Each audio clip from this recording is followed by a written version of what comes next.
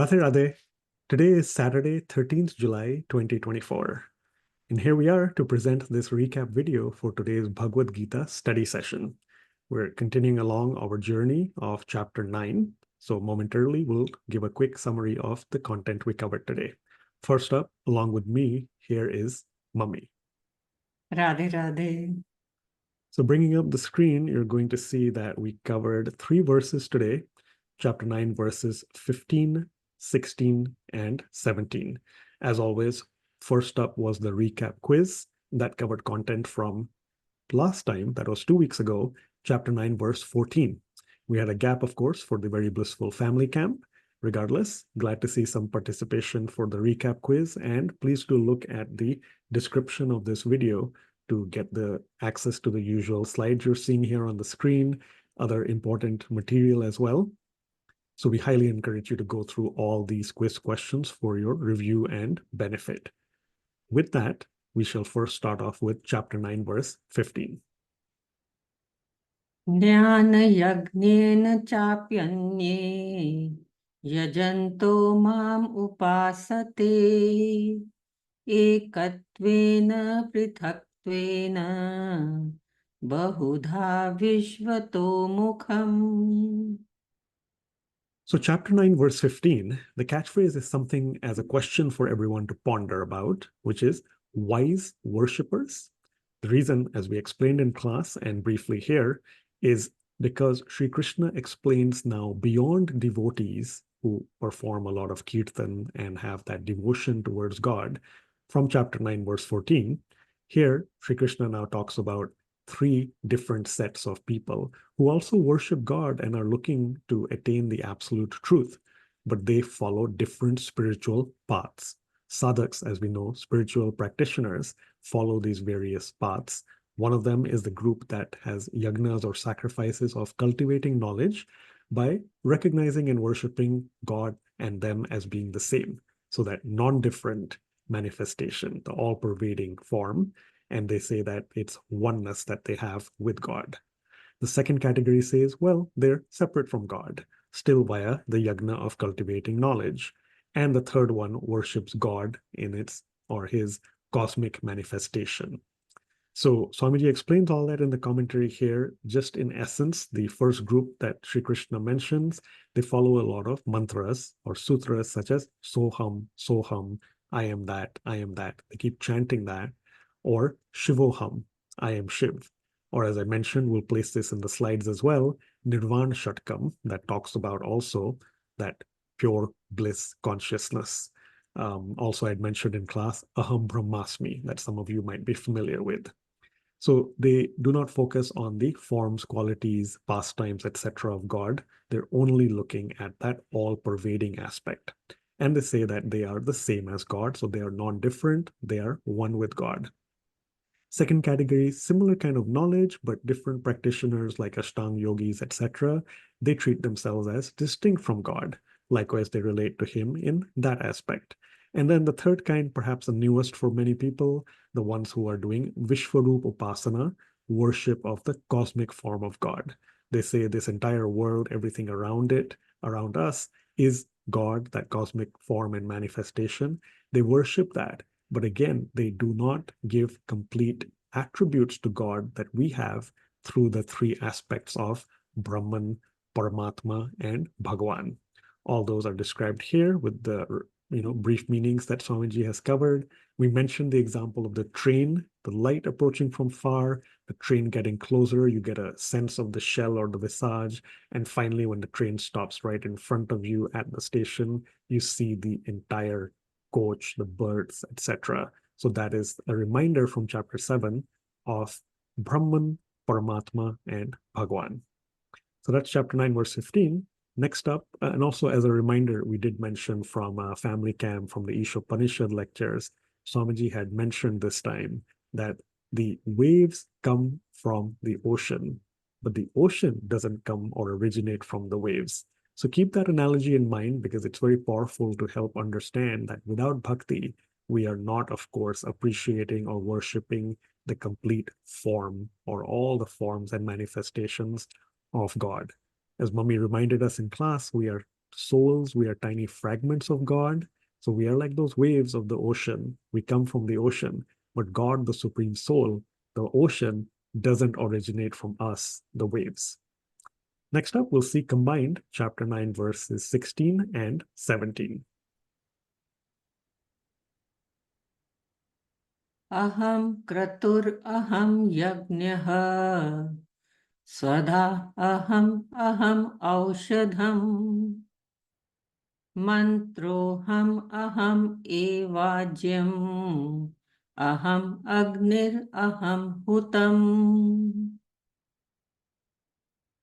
Pitaham asya jagato Mata dhata pitamaha Vedyam pavitram omkara Riksama yajur evacha. So, chapter 9, verses 16 and 17, as we said and you saw, they occur together in Swamiji's commentary. The catchphrases are chapter 9, verse 16, Vedic vault.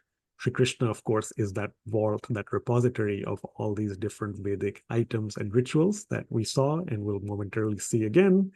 And he is also the valued Vedas, chapter 9, verse 17. So, in essence, here it's actually just a long list, overall quite self explanatory, of items, objects, aspects, personalities, people that Sri Krishna enumerates, that he is each of those. First up, as a reminder, we did a live spontaneous exercise in class, and we encourage you to do that as we're speaking right now in this recap video as well. Count each of the items, objects, aspects, and people that Sri Krishna mentions he is. Literally count. I am the Vedic ritual, he says, that's one. He is the sacrifice, two. Keep going, keep counting, and see what number you get. It's an interesting fun fact that caught our eye in class. And go ahead and you can type your responses in the description or in the comment section of this video. Tell us what answer you got and tell us if anything strikes you as interesting or an observation you might want to include. Keep the number in mind, of course, because I do feel it's interesting. In essence, as we said here, self-explanatory, long list here, but just a tiny glimpse of what Sri Krishna is out of the entire expansive aspect of his infinite personality. So he is the ritual, he's the oblation, this the act of offering, the sacrifice. In terms of people, personality, stature, he is the father because creation comes from him. He's the mother because in the womb, he keeps that latent material energy. When he wants creation to start, he glances at it, as we saw in chapter 7, and then the process unfolds. So he is the mother as well, Mata.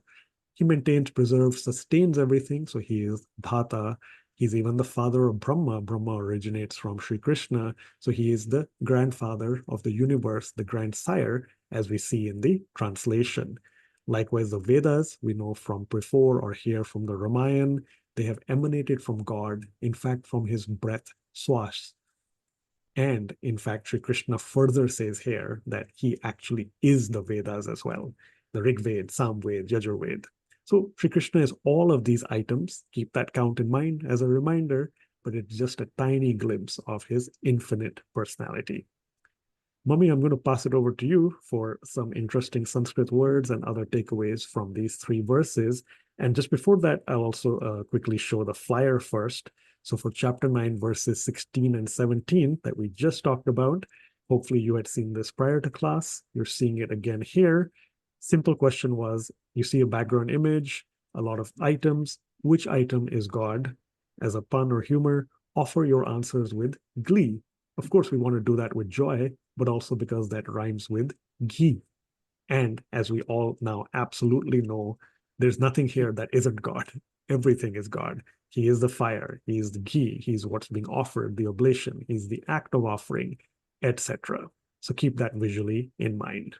So, Mummy, chapter 9, verses 15 through 17. So let's look at one important word from verse 15. That word is Jnana Yajnena.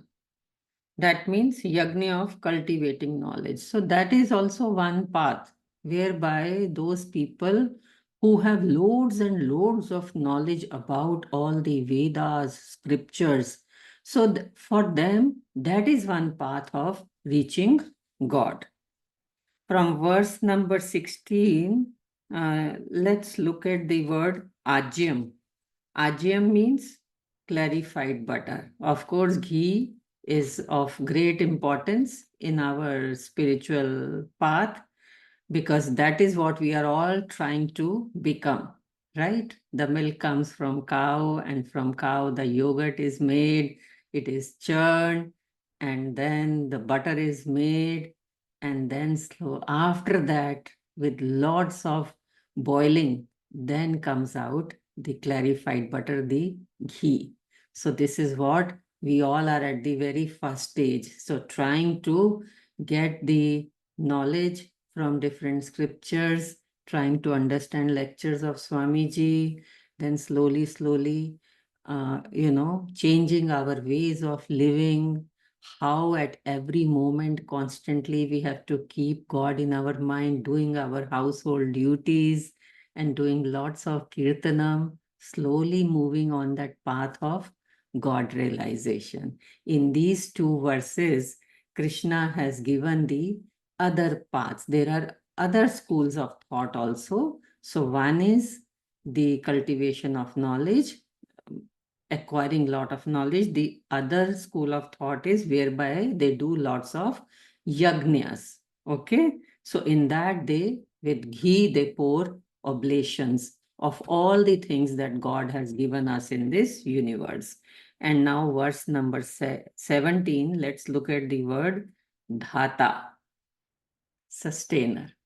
So what we have learned, that God has created this universe, everything has emanated from him, and he is also the sustainer also of this universe. And Krishna is telling us in these verses that he is everything, everything. Of course, we all have understood that he is all pervading, and Jaki Sahaj Swasa Shruti Chari, even the Vedas have emanated from him. So when the cultivation of knowledge of Vedas, those Vedas have also come from him. So then Krishna is guiding us towards the little easier path. That is the path of Bhakti Yoga, where we understand that we are the fragments of that Supreme Soul. Because he has infinite qualities. We can nowhere compare ourselves to him. We are just a very little fragment. And then by having that his personal form, if we do loads of loving devotion to him, Krishna is very simple. He gets enslaved by love, right? So just understanding this, that the whole world is created by God and God is in everything, we start seeing everybody with equal eyes, have that love in ourselves, increase that love, so that we can overlook other person's negative points and rather spread the positiveness all around. And with loving devotion, we can have God realization. Yes, I will not go into great details, Gagan, if time doesn't permit it. Hmm. That's And great. That's of helpful. Yep. Yeah, and of course, in the verse number 15, that path of Adi Shankaracharya, even he believed, he propagated the formless aspect of God, right? And that is why it is always so hum, that we are the same as God, right? At the same time, he also had Devi Ma's darshan, Pratyaksh darshan, and he went into loads of Devi Bhakti also. So,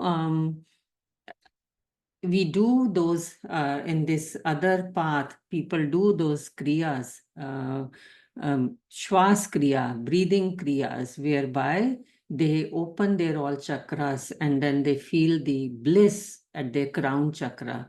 It's a very strenuous exercise, but it does help a lot, whereby they are saying Shivoham, Shivoham, Shiva Swarupaham.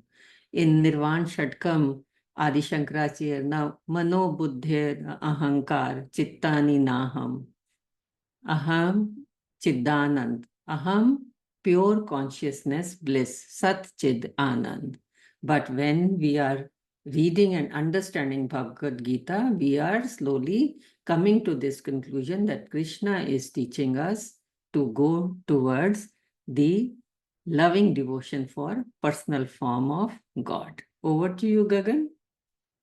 Yeah, thank you, Mummy. And in fact, I'll conclude by saying I really liked how you mentioned it's a word for us to learn that may seem simple, but the takeaway you gave us, ajjam, clarified butter, the ghee that we all are trying to become. So I thought that was certainly very, very useful to keep in mind. And another thing I remembered from your wave example, that we are the waves of ocean, right? So ocean is the real, can be compared to God, and we are fragments. The waves come and then they assimilate back into that. And I remember in Art of Living, we used to sing, Sagar mein ek leher uthi tere naam ki.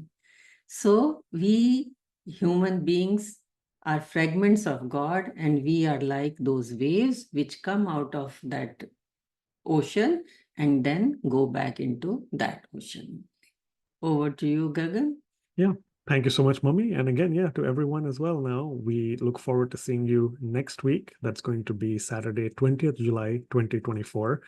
Again, as always, use the next few days to go through this video, go through your notes and material, prepare for class, prepare for the recap quiz, do the exercise we mentioned for the enumeration, the counting of objects in chapter 9, verses 16 and 17. Give us your comments if you can in the video below, and we look forward to seeing you next week. Thank you so much. Radhe Radhe. Radhe Radhe.